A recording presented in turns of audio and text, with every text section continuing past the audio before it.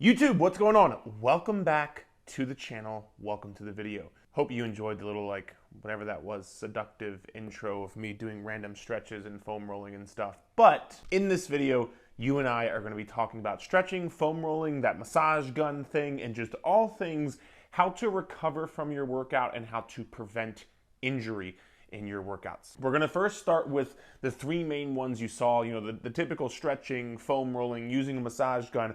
We're going to talk about what they do. This probably should say they.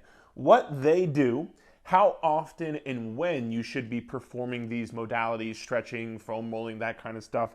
And then we're going to talk about the short-term versus the long-term benefits of each of these modalities of recovery. Then at the end, we're also going to talk about the four most important things that you should be doing in order to make sure you are recovering properly from your workouts, preventing injury, and all of that good jazz. All right? So first and foremost, let's get this straight. What does foam rolling, stretching, all of that good stuff actually do?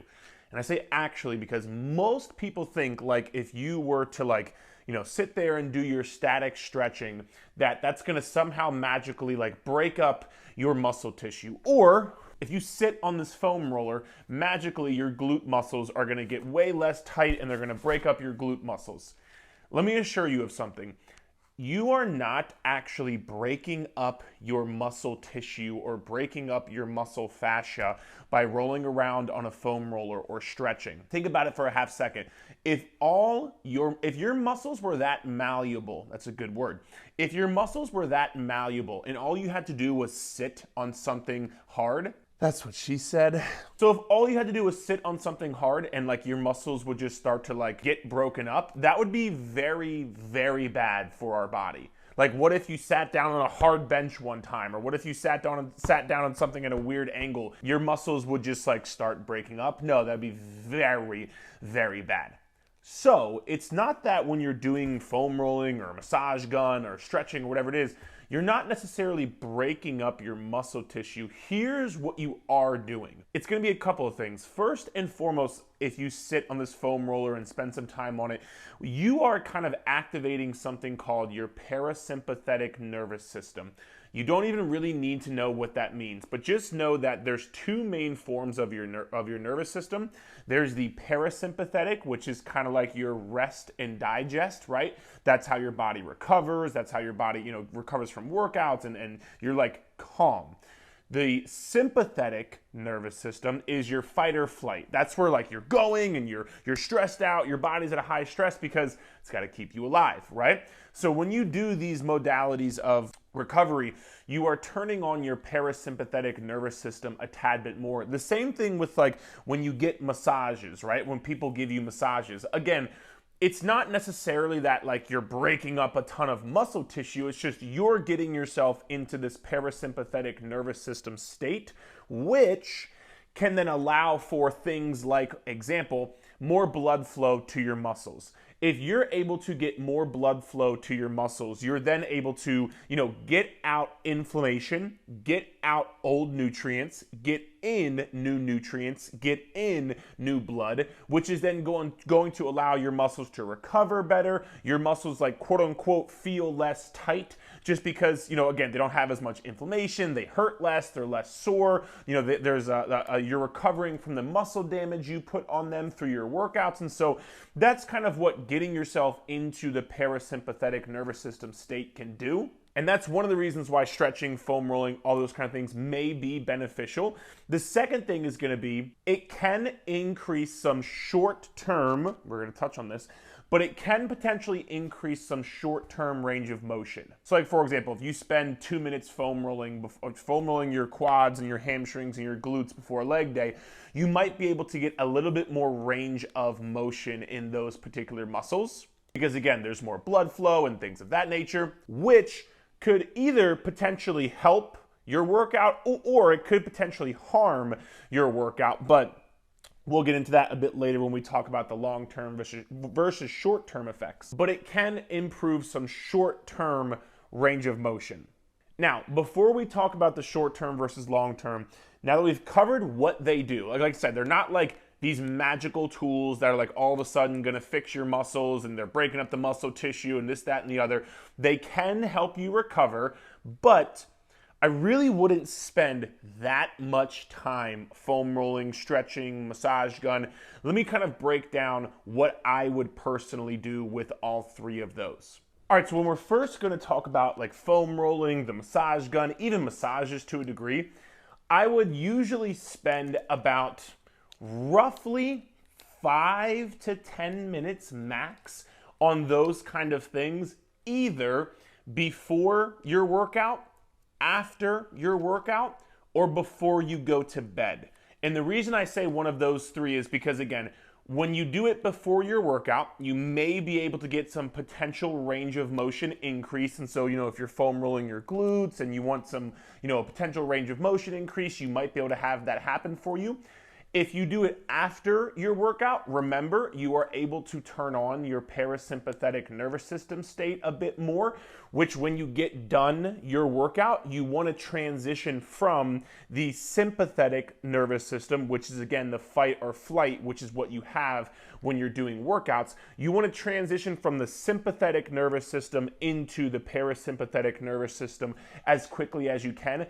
Doing some foam rolling, doing some stretching, doing some massage gun might help you get into that a bit quicker, which is again going to allow you to have, better blood flow, better recovery, start the process of getting out the inflammation, all of that good stuff. So you might be able to input it after your workout or before you go to bed for basically all of those same reasons as well. The main one, again, if you're trying to go to bed, go to sleep, you're trying to get into that parasympathetic nervous system state because that is the rest and digest. And so if you spend 5 or 10 minutes doing some foam rolling, massage gunning, whatever it is before you go to bed, can help get you into that nervous system state.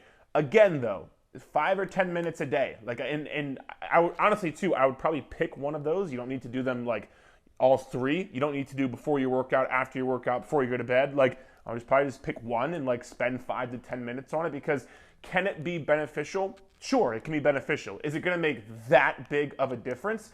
I don't necessarily know that it'll make that big of a difference, so I wouldn't spend that much time on it, if that makes sense. And now for stretching, doing the normal static stretches like you saw me doing earlier, where I was kind of on the ground, stretching my hamstring, stretching my adductor, your inner thigh, I would usually save that for either after your workout or before you go to bed. Because if you do those static stretches before your workout, it could potentially actually either, and I don't want to scare you when I say this, because it's not like what I'm about to say is going to be like a make or break, but it can potentially decrease your workout performance and even potentially increase your risk of injury if you're doing a lot of static stretching before your workouts.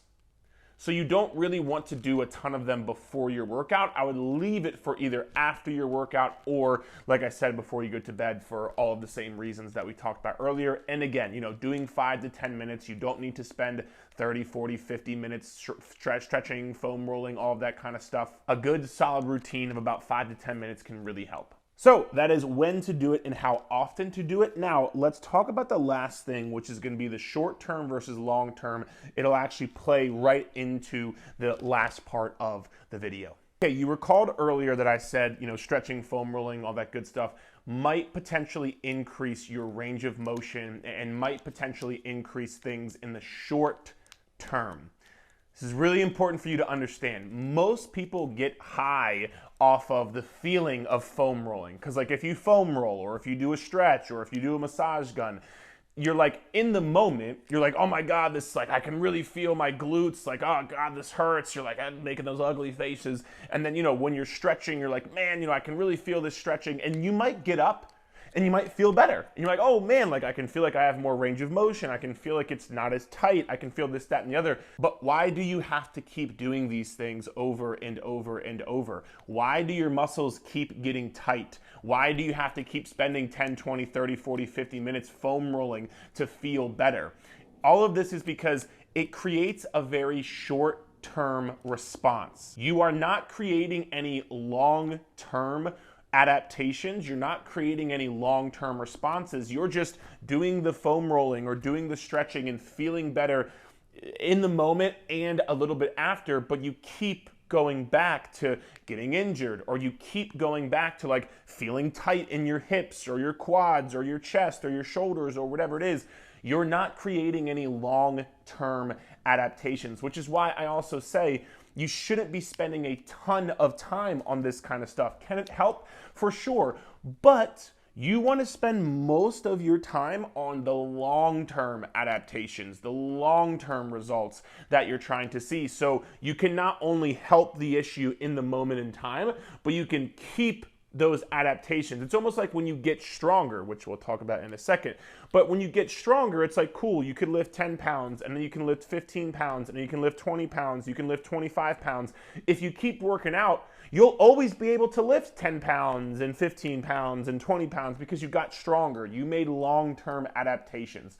That's what you should be aiming for when you're talking about how to recover from your workouts and how to prevent injury, which again, this leads right into the 4 most important things you should probably focus on if that's a concern of yours. The first thing you want to do, shocking, you want to get stronger. Think about when you're doing a Romanian deadlift, right? When you're doing a Romanian deadlift, I want you to think about what you're doing with your quad, with your hamstring muscles and your glute muscles, right? At the bottom, as you go down into a Romanian deadlift, you are getting a full stretch on your glute and hamstring muscles, right? As you stand back up from the RDL, you are like shortening the glute and hamstring muscles, right? So you're taking your muscle through kind of this full range of motion right here. Or even think about like a hip thrust, for example, once again. You know, at the bottom of a hip thrust, you're kind of stretching your glute muscles.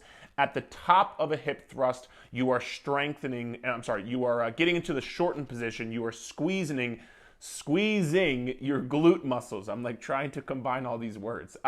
You're squeezing your glute muscles in a shortened position. Basically, you're taking your muscle through a full range of motion and getting stronger.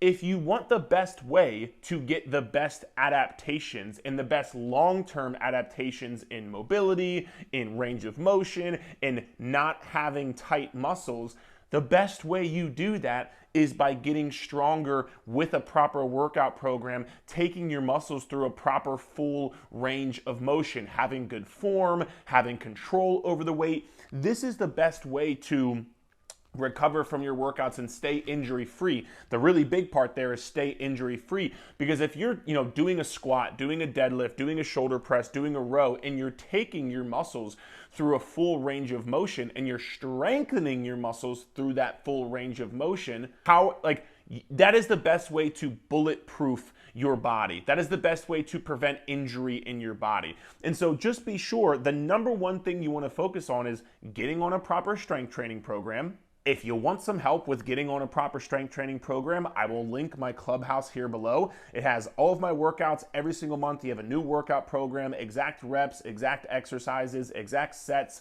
exact instructional videos to show you exactly how to perform the movements properly. So you can check that out if you want to, but just be sure to get on a proper program and strengthen your body, because that's the best way to bulletproof your body. That is what you want to spend the most time on. This foam rolling stuff is the very, very small majority. You want to spend the most time on the stuff that's going to get you the long-term progress. The second thing is going to be getting enough protein in per day.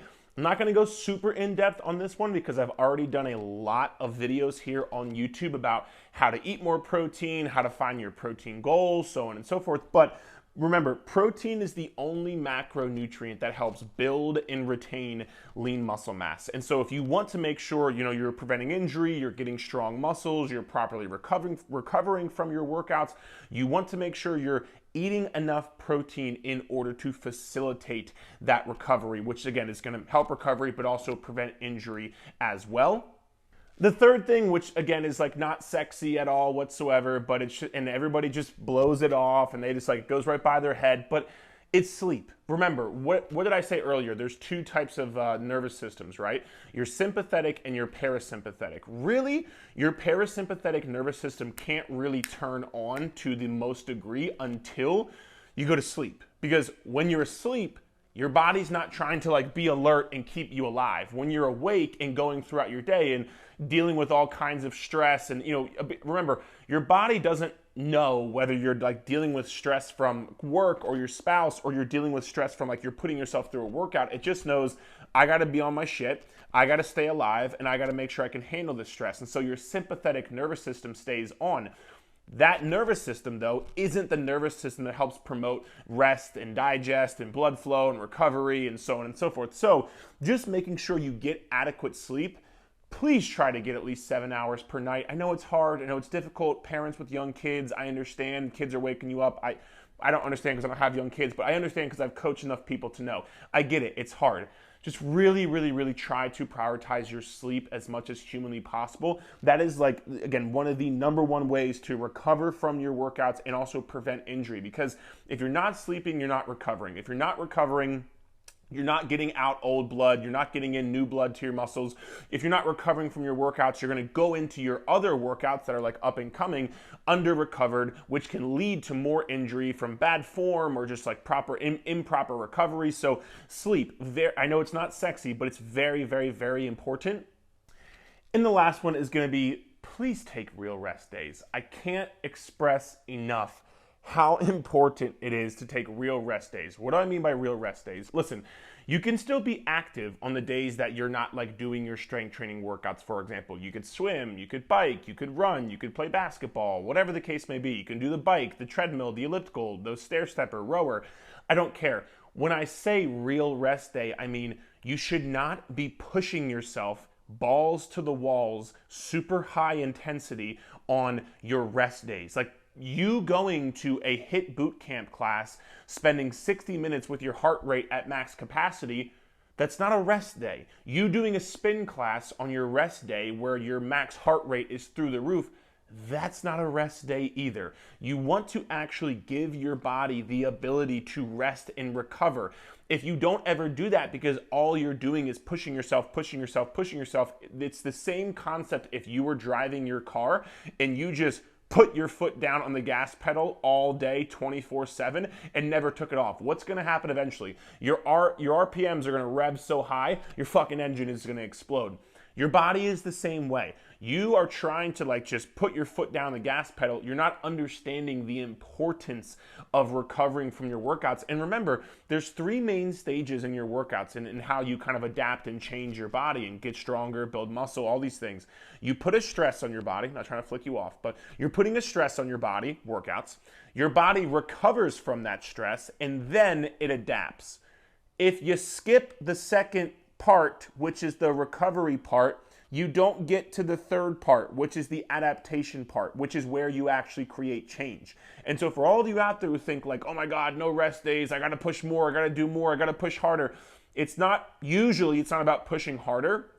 It's about push harder when you actually do your strength training workouts 3 or 4 times a week, whatever it is. And then on your rest days, move, be active, do your thing, but rest. You don't need to run yourself into the fucking ground. In fact, you're not going to see the progress you want to see if you run yourself into the ground because you're not going to recover. So please take proper rest days. I would strongly encourage you to have at least 1 proper rest day, if not anywhere between 2 to 4, depending on how you set your workout schedule up. And guys, that is the video for today. Hope you enjoyed. If you did, don't fuck with me. Subscribe to, there's a lot of people who watch this and don't subscribe. What are you doing? Subscribe to the channel.